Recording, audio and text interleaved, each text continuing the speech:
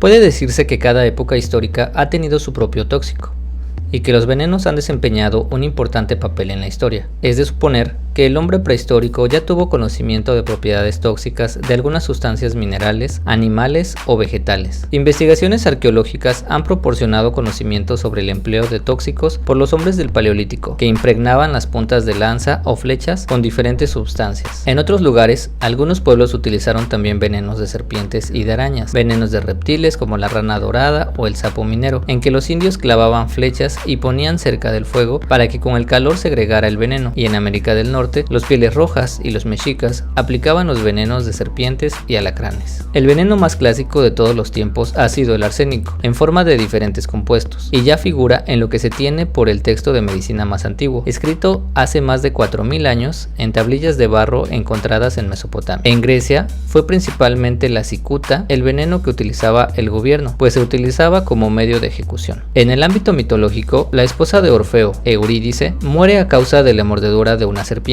y la historia de Hércules repite una serie de envenenamientos, e incluso su misma muerte fue por intoxicación al ponerse la túnica mojada en la sangre del centauro Neso. También muy familiar es la leyenda de Mitrídates, rey de Ponto, quien por miedo de ser envenenado a consecuencia de sus conflictos con Roma, tomaba regularmente pequeñas pero crecientes cantidades y mezclas de veneno para hacerse resistente a los mismos, pero tras ser derrotado por Pompeyo, al querer suicidarse no lo consiguió por encontrarse inmunizado y hubo de pedir a un soldado que lo matara con su espada. Este periodo podemos finalizarlo con Hipócrates, llamado el padre de la medicina, quien incluye en su famoso juramento que jamás me dejaré inducir a administrar a nadie un veneno o un medicamento que conduzca a la muerte o al aborto.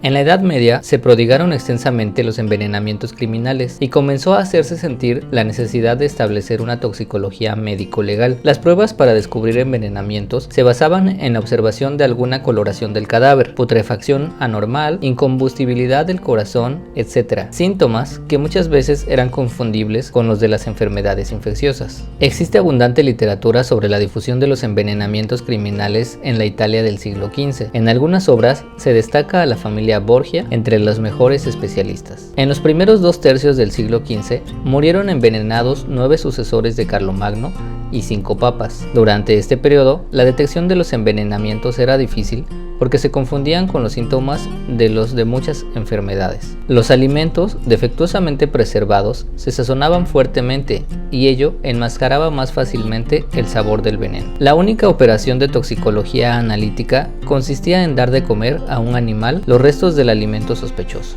Como ya la citada familia Borgia, la de los Medici también alcanzó notoriedad en el uso de los venenos. Se cuenta que Alejandro, duque de Florencia, envenenó a su propia madre, y Catalina, sobrina del Papa Clemente VII, tras casarse con Enrique II, el que después fue rey de Francia, introdujo en este país los métodos italianos y experimentaba con los pobres la efectividad y dosificación de los venenos. También llevó a Francia, además de los perfumes florentinos, la costumbre de introducir en la comida un trozo de cuerno de unicornio para, según se decía, destruir cualquier tóxico. En el apartado anterior hemos mencionado algunas de las primeras obras en que se aludía a las sustancias tóxicas, pero es a partir del siglo XV cuando encontramos ya una intención de aproximación científica. De considerable interés histórico son los trabajos de Paracelso sobre el éter y la iatroquímica. Con sus estudios sobre la dosis, se anticipó a señalar la posibilidad de que ciertos venenos administrados a dosis adecuadas podían actuar como medicamentos. Paracelso fue el primero que utilizó el concepto de dosis con un sentido cuantitativo. Empleó como medicamentos cantidades apropiadas de extractos y sustancias ya entonces reconocidas como tóxicas en su época, tales como derivados de arsénico, mercurio, plomo, antimonio, para el tratamiento de enfermedades como la sífilis. También a él se debe la famosa frase: ¿hay algo que no sea veneno? Todas las cosas son veneno y no hay nada que no lo sea. Solamente la dosis determina que una cosa sea o no veneno.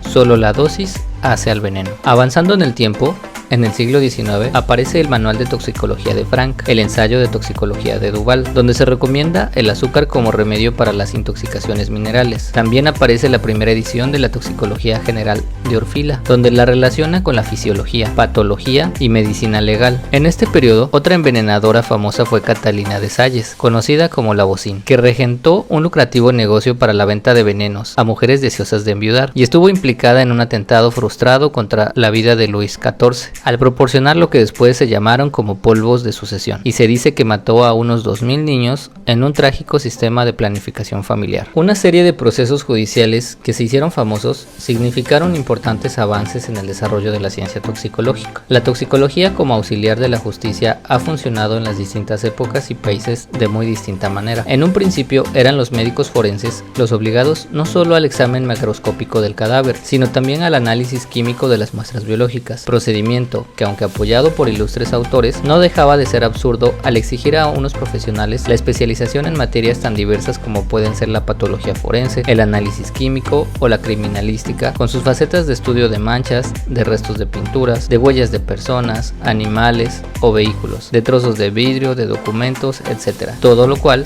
ha desembocado modernamente en las diferentes especialidades de las ciencias forenses y de la policía científica. En el siglo XX ha adquirido extraordinaria importancia la toxicología industrial y de forma más amplia la laboral u ocupacional, hasta el punto de haber promovido en varios países una nueva especialidad profesional. Este hecho se debe a las siguientes circunstancias: la considerable expansión de la industria, el crecimiento simultáneo de las diferentes ramas de la química industrial, orgánica, de los plásticos y resinas, alimentaria, farmacéutica, agrícola y química nuclear, el reconocimiento de los derechos del trabajador contra los posibles peligros tóxicos en el seno de la industria. Este último punto es de especial atención, pues el reconocimiento de los derechos del individuo a condiciones higiénicas de trabajo ha sido difícil de conseguir. De manera similar, habría que considerar la contaminación ambiental urbana, con su incidencia en la salud del ciudadano, en el paisaje y en las obras culturales, sean pictóricas, escultóricas, arquitectónicas o de ingeniería, así como la contaminación de los espacios naturales, sus animales y su vegetación. Todo ello materia de la toxicología ambiental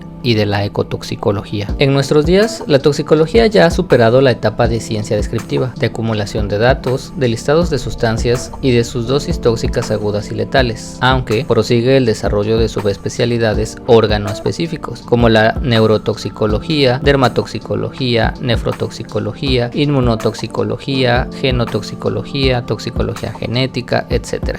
La tendencia de la toxicología en los últimos 20 años es la comprensión de los fenómenos en términos de toxicología bioquímica o toxicología molecular. Esa es la línea más potente del desarrollo de la toxicología, es decir, el mejor conocimiento de las interacciones entre xenobióticos y las biomoléculas, y aún más entre las moléculas exógenas y los mediadores intracelulares. Todo ello respetado a la luz de los progresos en genética, polimorfismos enzimáticos y de los estudios poblacionales. La toxicología mecanicista o mecanística busca la identificación de todo el entramado molecular que conduce desde la exposición inicial al tóxico hasta la última manifestación del trastorno en el organismo. Así, pretende encontrar las explicaciones moleculares de cómo los xenobióticos penetran en el organismo, se distribuyen, biotransforman y excretan, así como conocer cómo los xenobióticos o sus metabolitos ejercen sus efectos a través de interacciones moleculares, y finalmente cómo la célula, el órgano o el cuerpo reacciona frente al ataque, con respuestas que pueden ser adaptativas,